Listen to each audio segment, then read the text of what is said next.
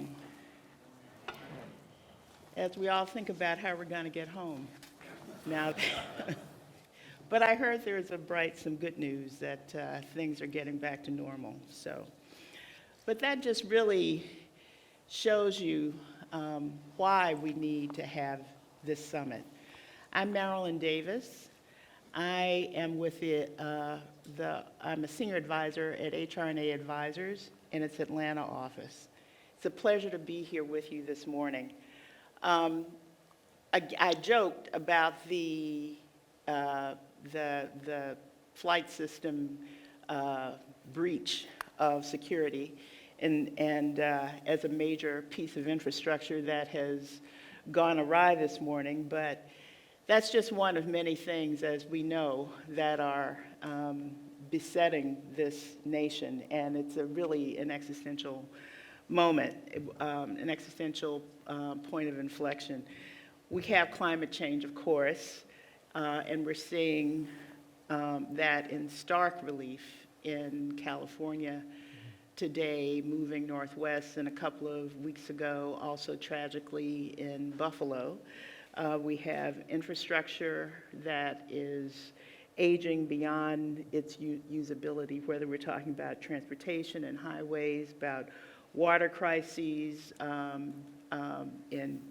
whether in Phoenix or California, or more urgently in Jackson, Mississippi, or Flint, Michigan. Our land use policies haven't really kept up in providing a framework for the placement of essential infrastructure, whether we're talking about waste management or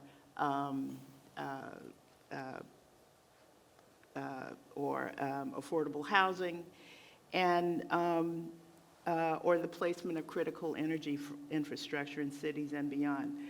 So, these, as we know, have serious real-life implications because of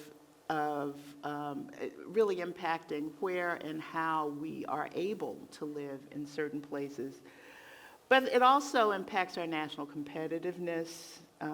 It hinders our ability to really address the legacy of injustice that infrastructure building has done in the past. And it leaves innovation to the private sector, and that's not a bad thing in isolation, but it really begs for a more coordinated response from a national standpoint. We have three panelists today who are I'm very pleased and excited about talking to them about these issues. We have Robert Bullard, who is been writing about issues related to environmental and infrastructure justice for 40 years, he says, but you never know it by looking at him. He now runs the Bullard Center for Environmental Justice at Texas Southern University. We have Bob Yaro, who is the president emeritus of the Regional Planning Association, or Regional Plan Association of New York, Connecticut, and New Jersey. And we have Allie Kelly, who is joining us also from Atlanta. And she is executive director of a really cool project called the Ray Highway, and we're going to talk about all of these. So let's kick this off. I'm going to direct the first question to Bob Yaro. It would seem that the urgency of these issues would call for some sort of coherent national response. Why hasn't that happened? We've had national plans for certain things in the past. Why hasn't that happened recently? Sloth, indolence, and stupidity, I suppose we could put those at the top of the list. The reality is that we've had several times in American history, going back to Thomas Jefferson, we've had presidential leadership on national infrastructure, national economic development issues. And, it's just quite extraordinary. Jefferson, Lincoln, both Roosevelts, and as Duke mentioned this morning, Dwight Eisenhower with the National Defense and Interstate Highway System, all provided leadership, and always during periods of crisis, like the one that we're in now. And I would argue that and again, in Duke's introduction this morning, mentioned all of the various attributes of the climate crisis that we're in. Doesn't seem like there's, I suppose Cleveland, Ohio, maybe you could avoid, if you avoid this stuff, there are one or two places in the country that haven't had climate disasters in the last few years. And so we've got a climate disaster on our hands. We're entering a new Cold War with the autocracies, with China in particular, Russia, I guess, to some extent. Hopefully it stays a Cold War. They're competing and we're not. And we've got large areas of this country that simply, and large portions of our population that are simply not making the contribution to the economy and to the life of this country that they need to if we're going to compete successfully. So, as in earlier periods of crisis, it's really quite extraordinary. Look at Abraham Lincoln during the Civil War, the Transcontinental Railroad, the whole Western Railroad system, the Homestead Act, the Morrill Act, creating the land-grant university system across the country, national academies of science, controller of the currency, the modern banking system, and so forth. All of this stuff happened during the Civil War. If there was ever the most existential crisis, it was that one, and it led to these extraordinary innovations that made this late 19th, 20th, 21st century America possible. And I would argue that it's time to do it again. It's probably not going to happen unless we have presidential leadership on this. Obviously, Joe Biden, down payment, I would say, with the Infrastructure and Jobs Act, but in the end, that was $500 billion. It was supposed to be $2.5 trillion, and they whittled it down to about $500 billion in new money. It's important. Most of it got dropped into existing categorical, authorizations, basically doing the same stuff we've been doing, and that's not good enough any longer.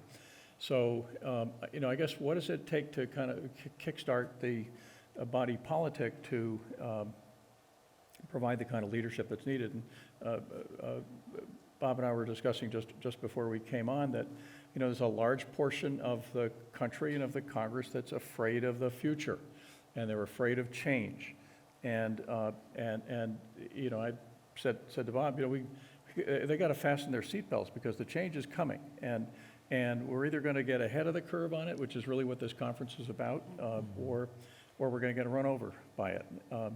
The last thought is just that, I like to say I've been thinking at this kind of larger, I call it Megaregional scale. Plug for the book, Megaregion and America's Future, if you are interested in seeing, more of my thoughts about it. We came out with, Fred Steiner and Ming Zhang and I came out with a book last year that discusses what we think are the components of the national strategy that we're talking about here.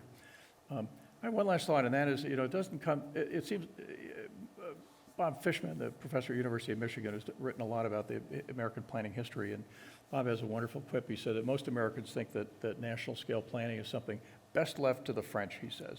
And I would argue, au contraire, we've got this long tradition. It doesn't come quite as naturally as it should. There's this anti-urban bias, there's this anti-planning bias, and so forth. I had this experience about 10 years ago on a World Bank project in Bogota, Colombia, where we developed a framework for metropolitan planning for the Colombian government, their big 5 metros. And the final presentation was in the conference room on the 23rd floor of the brand new National Planning Administration building in central Bogota. And at the end of my presentation, the cabinet level minister of planning comes over to me and says, "Well, where's the National Planning office located in Washington?" He said to me. Anybody know where it is? There isn't one, and Right. and there hasn't been since the New Deal with the National Resources Planning Administration. So I would argue that every 80 years or so, it's time to do it again, and it is very much time to do it again. Well, thank you. And we're going to get into the issue of how do we educate the public and create a sense of urgency a little later Yeah. around these issues Yeah. that perhaps could help break some of the political logjam. Yeah. Bob Bullard, excuse me. You've been writing for a long time through, 18, 19 books about the economic injustice that has been visited upon communities of color in particular, but distressed communities in general from past infrastructure establishment that's really impoverished those communities. One of the things you talk about is how the interstate highway system really just destroyed and did great injustice and violence to figurative violence to neighborhoods in the 50s and 60s and beyond, and separated people in certain neighborhoods from jobs and other opportunity, and that has never really been addressed. Now, you've also talked about how the cities have been hollowed out, how affluence and have been moving to the suburbs as well. Nowadays, it seems that a lot of people are moving back, a lot of wealth is moving back into the central city, and people are moving out. Distressed people in distressed communities can no longer find affordable housing. And so they're moving away from the central city because of housing affordability. How should we think about, and they're dependent on the very infrastructure that was built in the 50s and 60s to get them to work now. How should we think about redefining infrastructure in such a way that it takes an expansive view of justice and doing the kind of serving the kind of purpose that it needs to? Okay. Let me just start by saying thank you for the question. I think from the perspective of infrastructure, there's built infrastructure, then there's social infrastructure. And for a long time in American history, those two concepts have not converged. We build things and we provide opportunity to access those things, but we don't provide access to everybody. Bob talked about the New Deal in the 30s that offered opportunities for home ownership for that submerged middle class during the Depression, but allowing houses to be built, infrastructure to be built that was federally subsidized. There was this concept called redlining that somehow left a whole lot of people out because of structural and systemic racism. That was federal When- policy. That was the policy and that was the law. That footprint of redlining 100 years ago is showing up in the 1920s and the 30s, is showing up in the 2020s in terms of which communities are more likely to flood, which communities are more likely to have more pollution, which communities are more likely to be hotter because of heat island, no green canopy, which communities are more likely to suffer from COVID, elevated deaths. And then you go to the 50s with highways. Highways are supposed to provide getting people from point A to point B, it's supposed to provide access to opportunity, but highways in many cases, we had highway robbery, and I'm gonna do like Bob, that's a plug for a book that I wrote. It robbed communities because the way that highways oftentimes did not go in a straight line. You know, I was always taught the shortest distance between 2 points is a straight line, but when you overlay power and politics, highways curve around more affluent communities and go straight through people of color communities and poor communities. So highways in many cases was not advantageous for those communities where the highways destroyed our businesses and our homes, in many cases, because of racism, we were not able to fight back highways from ripping through our living rooms. And the fact that more African American, for example, didn't own cars, so the highways themselves did not provide that much opportunity for getting to work because of racism and because of the way that our cities were planned by, in many cases, planners planned and participated in that, what I call infrastructure apartheid. And what you get is cities and suburbs, and New York City with Robert Moses was the best example in terms of buses not being able to go to the suburbs because of the bridges and the height of the bridges, et cetera. So what I'm getting to is the fact that when we are talking about having plans, plans must integrate housing, transportation, land uses in terms of when you, like you're in a city that's an anomaly. Fourth largest city, the only major city that doesn't have zoning. It has unofficial zoning, and I did a study in 1979 that showed that was supporting a lawsuit, Beam versus Southwestern Waste Management Corporation, first lawsuit in the country challenging environmental racism using civil rights law. And what we did in this case, and my wife, Linda McKeever-Bullard, was the lawyer on that case, and I was the expert witness while I was at Texas Southern University. And what we showed from the 30s up to 1978, 100% of all the city-owned landfills in a city that doesn't have zoning were located in black neighborhoods. 6 out of 8 of the city-owned incinerators, and 3 out of 4 of the privately owned landfills. Waste management and the infrastructure for disposing waste, that's part of planning.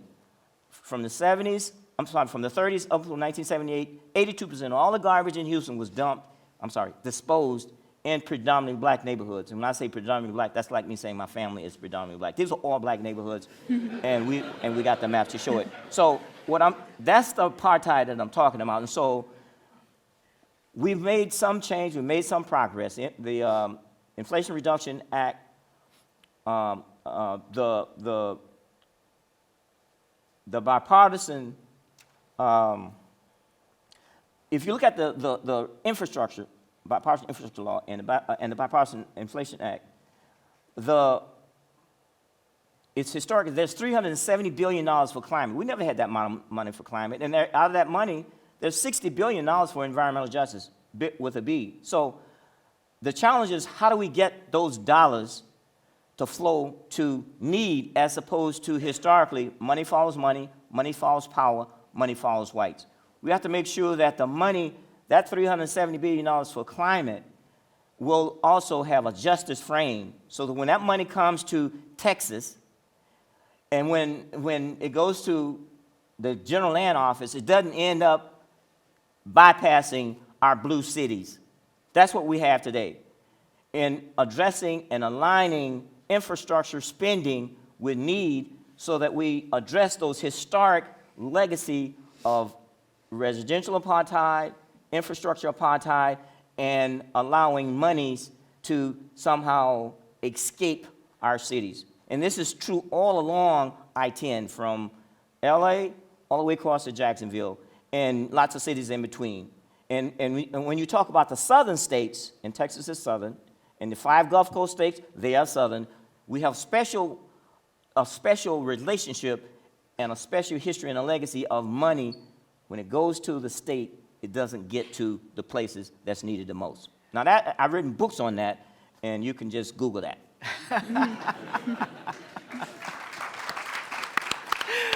Well, thank you. And one of the things I also we'll get back to is how you make sure that once the infrastructure is put in place, the economic burden of using that infrastructure is equitably distributed. For example, even though people have, as I mentioned, people are distressed communities are being displaced and are moving farther and farther out, the export of poverty to the suburbs that is happening.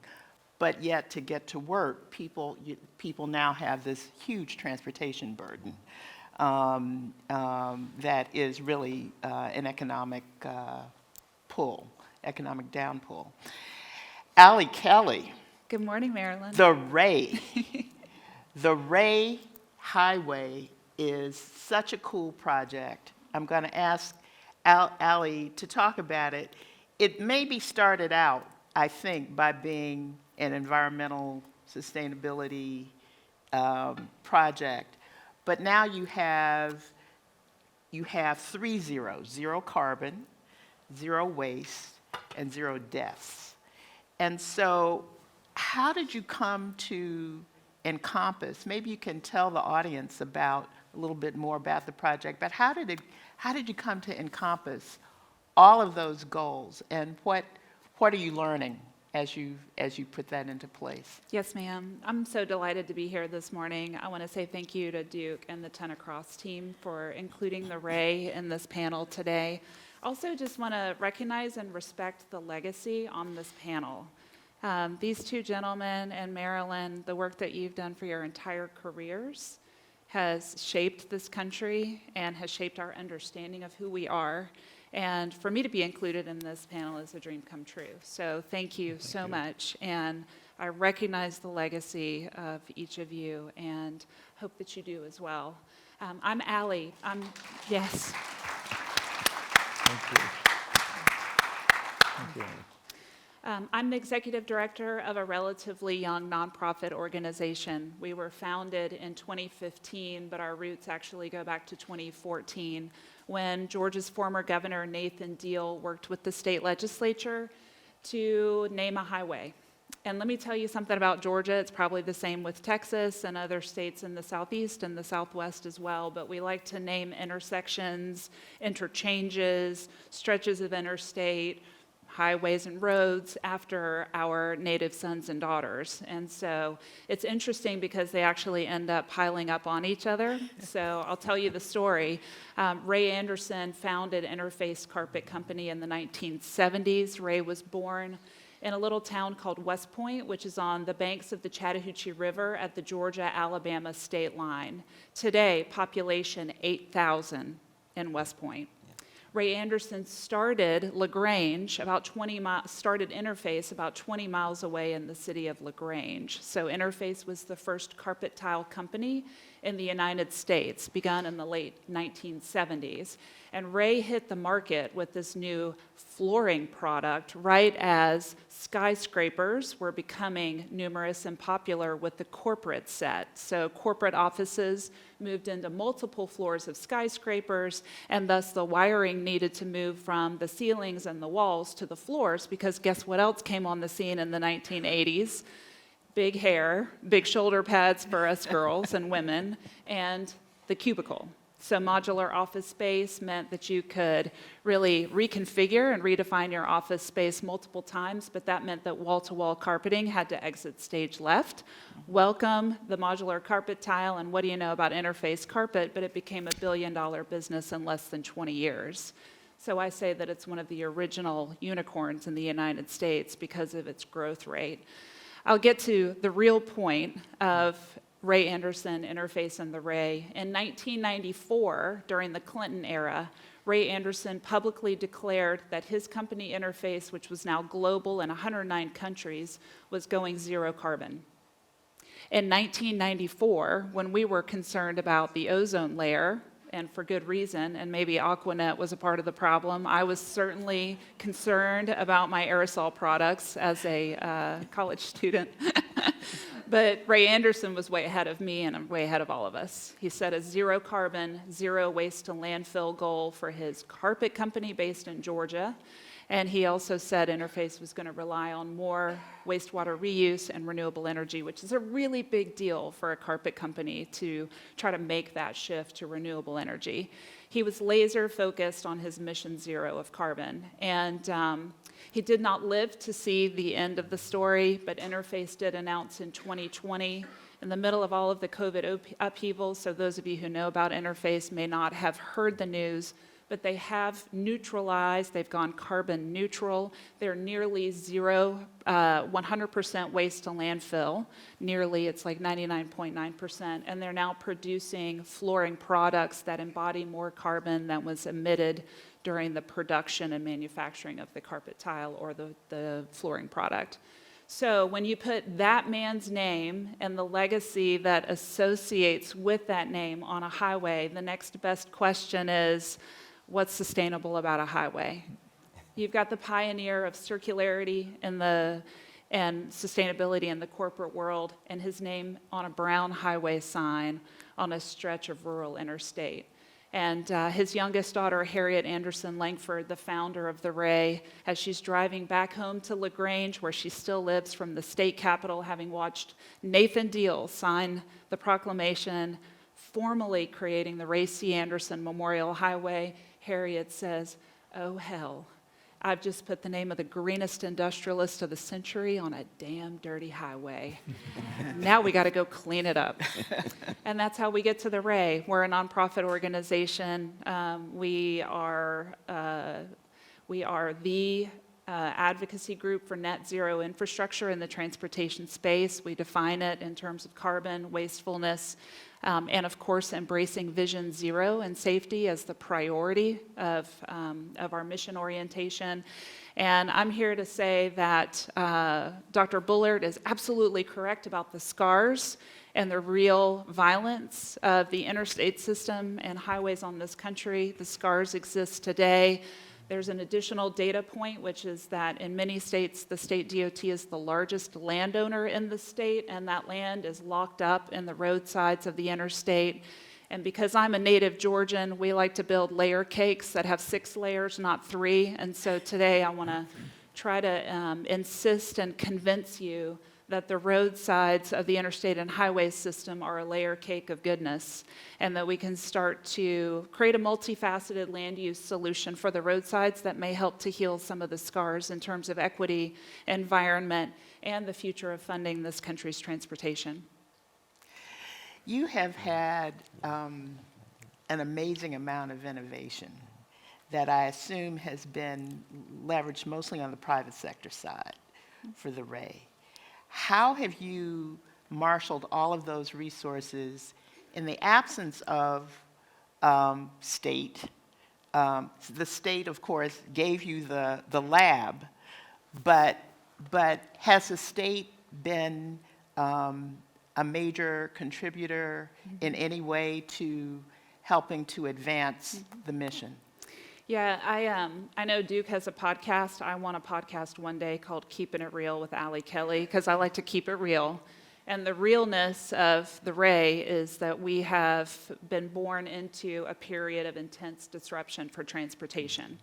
And so for the Ray to take credit for a lot of our momentum and the projects is to disregard the context within which we've been working, which is that the apple cart is not only turned over, but we threw the baby out with the bathwater. Vehicles are disrupted, infrastructure is disrupted. Transportation is becoming aerial. We've talked about aviation and the FAA, but we're talking about air taxis. We're talking about the Boring Company and going underground. Transportation from soup to nuts is being disrupted right now. And our state and local transportation agencies are trying to understand their role and what the place of infrastructure and maintenance and operation is in this new disrupted paradigm. And so that's our role at the Ray as a nonprofit organization. We've taken the P3 and expanded it into a P4 with our philanthropy, and we grease the wheels. We keep the projects moving across the valley of death. Where there is high risk and risk aversion within a transportation agency, where there is a lack of understanding about the technology or about where electrification or hydrogen fuel cells or connected and autonomous vehicles, where there are gaps in knowledge and technical capacity, we come in and we fill those gaps and we carry the projects across the valley of death. We champion them inside the agencies to keep them alive. And as a result, sometimes our financial resources are a part of the project mix, but most often it is the agency's transportation resources or federal resources that are part of the mix. So of the 12 projects that are on the 18-mile corridor that is now known as the Ray Highway on I-85, Federal Highways paid for the rubber modified asphalt project. The RAE and Georgia DOT are equal investors in the connected and autonomous vehicle ecosystem, which is both physical and digital infrastructure. The RAE paid for the solar-powered EV charging station, which was our very first project at the rest area. Georgia DOT paid for the 3M Connected Road Smart Striping, which enables autonomous vehicle operation. Georgia Power and the Southern Company paid for the megawatt of solar on the roadsides at exit 14. So it's a mishmash, as we say in the South. But our big bet, our gamble is that we can facilitate an accelerated transformation of infrastructure from state to state. And so using that 18-mile test bed, we're now facilitating projects with 32 agencies in half of the country in 25 states, including here in Texas. And I can talk more specifically about the work that we do with Texas DOT. Great, thank you. I'm going to come back to you. Bob Yaro, Allie's talked about, and she's in charge of an 18-mile corridor that she is using to highlight everything, as she says. We're talking about delivery, using drones. We're talking about autonomous vehicles. We're talking about electric vehicles. We're talking about mass transit to try to get people to use individuals to use fewer cars than ever. Where are the institutions at a national level that really help marshal this and accelerate this? As I said at the outset, and has been said many times over the course of this day and a half or day so far, we are at a crisis point. How do we marshal those kinds of learnings from a national standpoint? And particularly, how do we do it? Because we are, without getting into the politics, we're certainly in some sort of a political crisis, shall I say, and in that we don't seem to have that kind of unity that we might have had during the Eisenhower years, or certainly with President Jefferson at the very beginning of the country's birth. So how do we marshal all of those resources? We have some institutions from those earlier days, but how do we get to a concerted effort to do that? The other thing too is that we see there's a movement afoot to where a lot of the power and the ability to do these kinds of things on a national level is being devolved back to the states. So what's the hope? Well, I think there's plenty of hope because we've got a crisis, and that's when people typically, change is difficult and innovation is difficult, but we've reached a point where just keep doing what we're doing is probably going to be more painful than innovating. As you go back to the interstate highways, and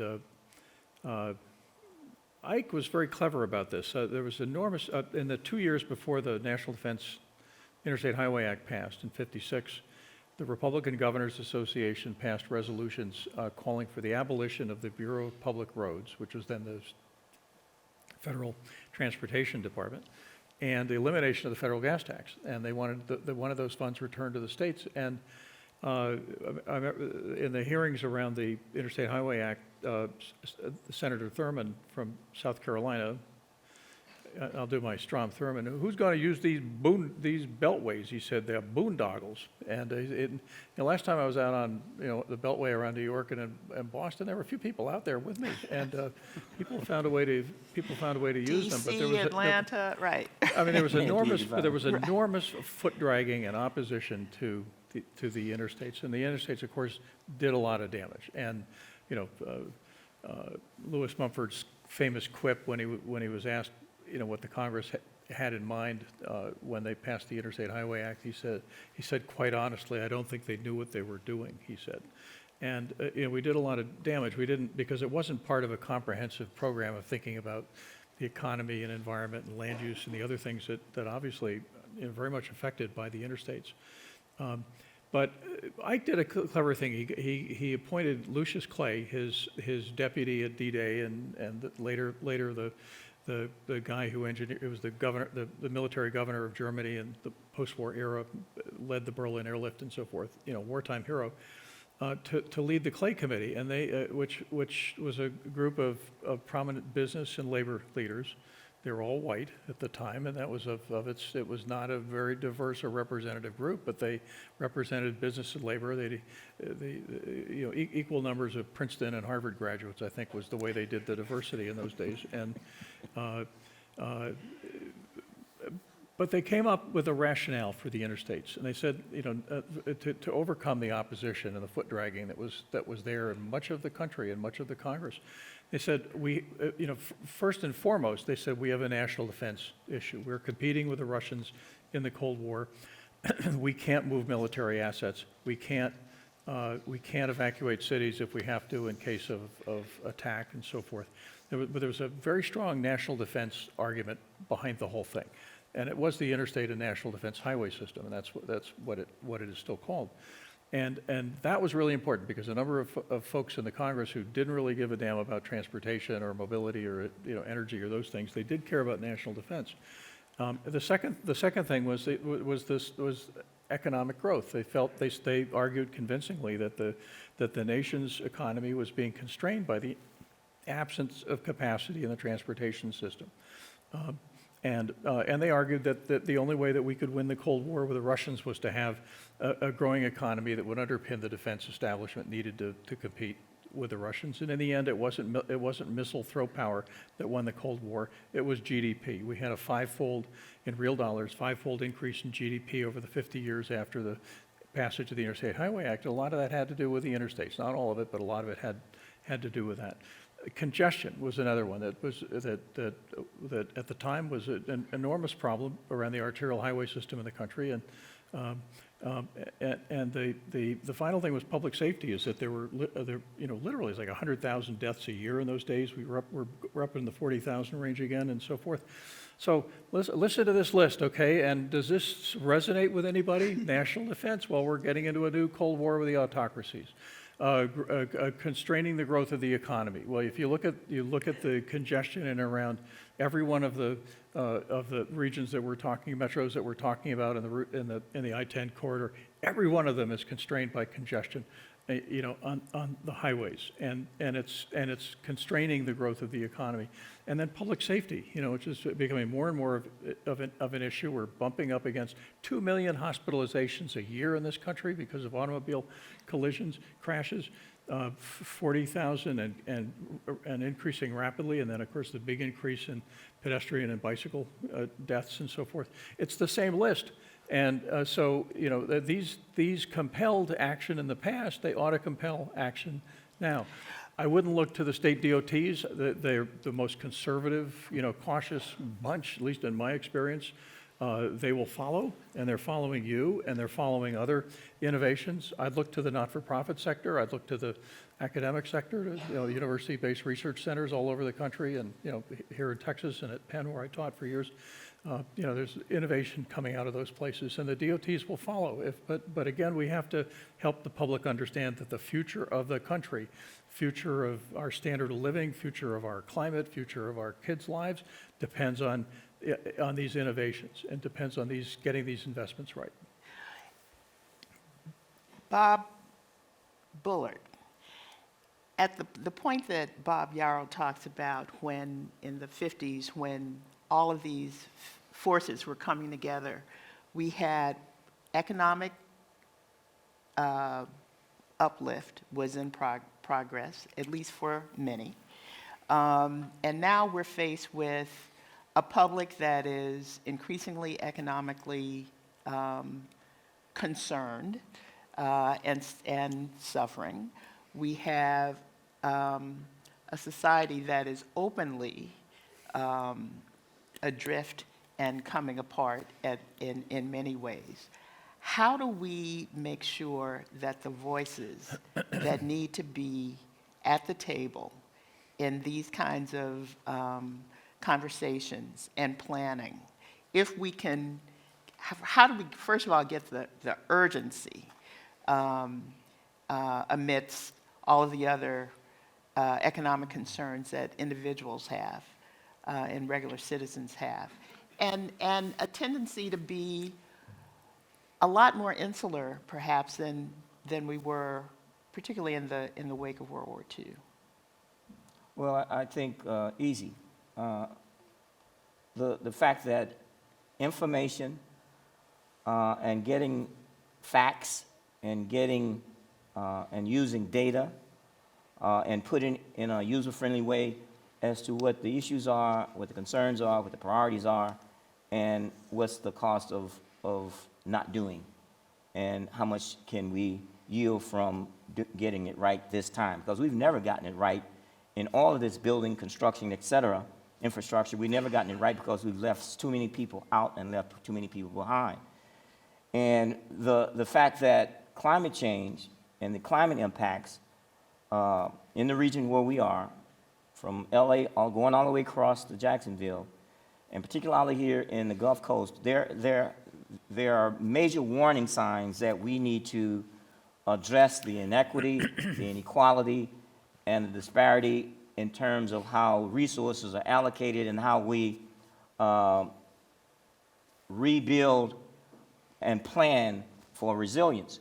And if we somehow succumb to the fears of those who fear the changing demographics and that power shift in terms of politics, if we somehow succumb to their fears and not do what we need to do, we will all sink. And I can swim, but I'm not for sinking. The idea of infusing justice in everything that we do, from addressing the housing affordability crisis, transportation mobility, addressing the issues around health, the issues around economic development, the issues around food and water security, infrastructure. It is no accident that our crumbling cities, in terms of their water infrastructure, and who has the investments that can get it right and where the money is not being put. This is not rocket science. It is science. It's called political science. We have to get our political science right. And the changing demographics of this country, 2045, this country will be majority people of color. But we don't need to wait to 2045 to get it right from a justice and equity point of view. Allie, before we open it up for a few questions, I want you to talk about, you hinted about how you have taken a nonprofit that has had a mighty impact, and it crossed state lines. So you are bringing that message to Texas. Can you talk a little bit about it? And perhaps this is some hope, seeding ideas from state to state as the national platform gets its act together. Yes, it's so many things I want to say, and I'm going to try to really limit myself because I don't want to have the last word on this panel. Others should have that. I want to say that one of our most popular programs at the Ray is right-of-way utilization. The Federal Highway Administration formally opened the door to roadsides being utilized for purposes not adding a lane, for purposes not capacity, for purposes not transportation use. Those of you who have seen, movies about Gollum and the ring and coveting the ring, well, DOTs covet the right-of-way for the dream that one day they'll be able to pave another lane. And the feds are saying, yeah, that's important, but just as important is the digital divide, the climate crisis, reducing transportation carbon, addressing equity. So as of April of 2021, there's a class of projects called clean energy and connectivity projects that have been given the same priority as capacity and the transportation use for the right-of-way. And that's what we're pushing at the Ray, is building that layer cake on the roadsides, solar on the roadsides with an appropriate safety setback, This is not new. We've been doing it since 2008. Oregon was the first state, then Massachusetts. Georgia was the third state. Maine DOT is now building sites around their capital city of Augusta. So we use the roadsides for solar. That solar should be pollinator friendly where possible so that we can support habitat conservation and species conservation, while also a new maintenance paradigm for the roadsides. And then burying in the underground roadsides, transmission and distribution to expand the energy grid, and co-locating that with fiber for fixed wireless broadband. The fixed wireless broadband not only supports connected and autonomous vehicle operation on the interstate system, which is an economic benefit truly, but it also helps to provide broadband and communications for communities that have been disadvantaged in their proximity to the interstate and highway system.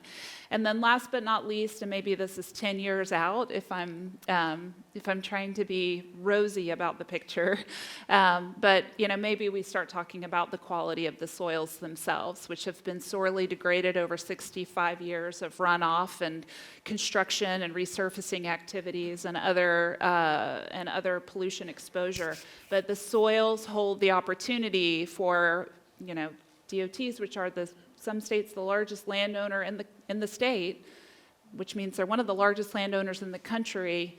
And when we talk about transportation carbon being the #1 sector contributing to greenhouse gases in this country, those soils offer us the opportunity for more sequestration of transportation carbon if we can improve and rehabilitate the quality of the soil so that they can sequester carbon. And that all has to do with what we're growing on the roadsides. And I'll just say in the Southeast, not necessarily this way across the country, but we've got the Augusta Masters National Golf Course, and we like to grow fescue and Bermuda on the roadsides and then mow it incessantly and spray it with Roundup when there's Johnson grass or some other kind of invasive species. And why do we do this? No one has been able to explain it to me, except it's the aesthetic of golf course, backyard, on your roadsides. I like that gesture. And it actually came from a DOT leader, but anyway, I will say in Georgia we spend $45 million every year mowing the grass on the roadsides. So please, let's get on board with multiple utilization of what is an asset to the public. It's our own land, and I'll steal this from the White House as they are releasing offshore wind leases that are deconflicted. So I know that there's conflict inherent in the history of the planning and the building of the interstate system, but I want you to believe that the roadside is a deconflicted area for communications, clean energy, and clean transportation systems, including EV charging stations, which is a policy issue, but we should walk, not run, into that utilization and embrace the roadsides as one of the keys for how we move forward in addressing all of these different issues, the digital divide, transpo carbon, energy carbon, and how we bring more affluence to those and a better quality of life to those communities that have been disadvantaged. Amazing innovation. Argue with me, Bob. No, No, I agree with all of it. It's great. no argue. I just want to correct one point that may be given a misconception, that the problem with highways and freeways was something of the past of the 50s. We still have highway robbery and highway apartheid going on right now, with highways being expanded, lanes expanded, that's ripping through, and we don't have to travel no further than 25-30 minutes from here and looking at expansion of I-45 that's negatively impacting Fifth Ward as well as Independence Heights, historic black community. So that didn't happen 50 years ago. We're talking about last year and this year and as we speak, and it's happening in different parts of the country, and it's the same pattern reproducing itself. So we have not learned a whole lot, and so those of us who work with communities on the ground, nonprofits, forming community university partnerships, and fighting that kind of transportation racism that most people associate with something that happened 50 years ago, but is still happening, and we must still resist that today.